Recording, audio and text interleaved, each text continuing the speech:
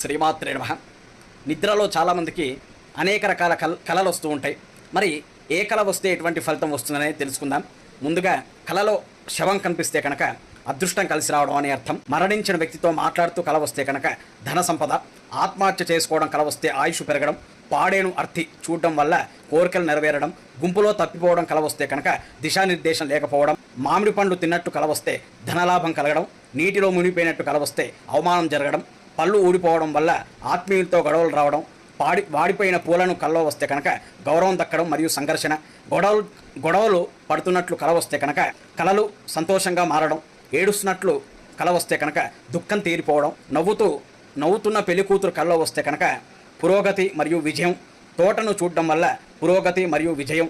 పూజ చేస్తున్నట్లు కళ వస్తే కనుక చెక్కు చెదరని భక్తి మరియు విశ్వాసం కలగడం. తెల్ల పెళ్లిని చూడడం వల్ల కళలో లక్ష్మీదేవి ప్రసన్నం అవడం, వారి ఇంట ధన సంపద. వెండిని చూడడం వల్ల